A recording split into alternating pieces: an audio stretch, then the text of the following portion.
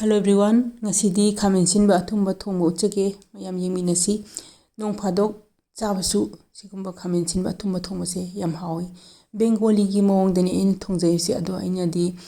khoi gi khejur do ado di hapchadre Bengali gi khamen sinba thongba di khejur se yam maru oiba machal am oina hape chini su dum haptrom ni na khejur se ina haptre marum di khejur si su masai thummi dana adugi khejur ani humga hapchilaga di khejur du dagi mapon tholaga khamen sinba thongba gi masakti hena di phajani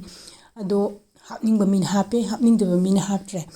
ado di kismis so hapni aduna yamena athumbu ngakta ngayadra na hapchadre mapung phana mulaba khamen sinba ahum lore khamen sinba singchidagi maru lakthoklani aduga sumaina haira porop na soire yam kupna natabida khoi imungi oina athumba se yam chade ai khatangni athumba se khari yamna chaise aduna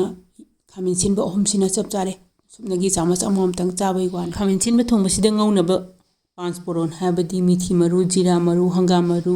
hope मरु अमदी काला जीरा लेरे मोरो अकंगबा अमा तेजपत्ता मना अमसु हपचिनजरे हंगाम थाउसे यामदना हाबदी चामच अमा तंखाय मुकी चांगदा लौजरे थाउसे सारे अदुना तेजपत्ता मना लौखिबदो हपचिलनी मोरो अमा लौखिबदो हपचिलनी लौखिबा पांच पोरोन मरु मरांग सिंगदो अदुसु लोइनबक ngौसिलनी मरु मरांग सिंगसे मुलेए तेजपत्ता गी मचुसे खरा मुसले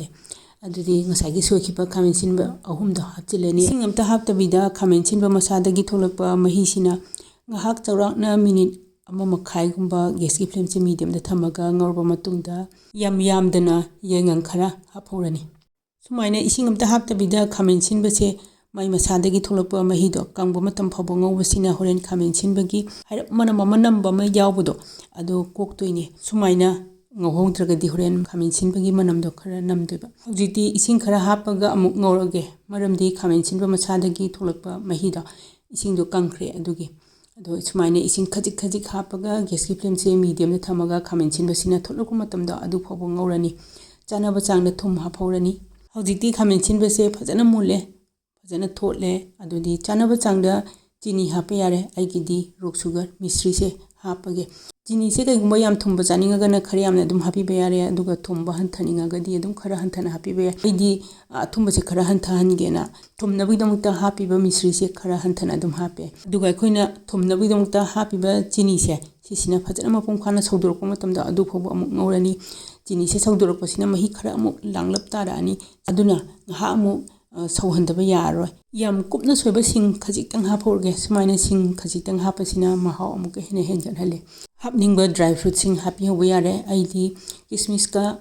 almond je badam je singchi ka oina hapchare seisa khejur happy be ai degi kaju happy be ai hapningba mayam happy be mahi se kitang wa tong male aduna ising yam damida khajitang kasagi chini onki batingop no chado adugi tang khai pha bata bida kitang hajilagane high flame da minute makhai muktang chauhalani khamen sinba thongbasigi mahi langba nangbai changse chapchare yare adudi mai muthatlage mahi se yam langba sunatre yam nangba sunatre nga intharba matungda khara muk masangi nangsinjare idana aina pista khara garnish toksinjare athumba khamen sinba se thongba sulornina ai video singa sigidi matang sida losinjarage yengbiriba singbu thagatchari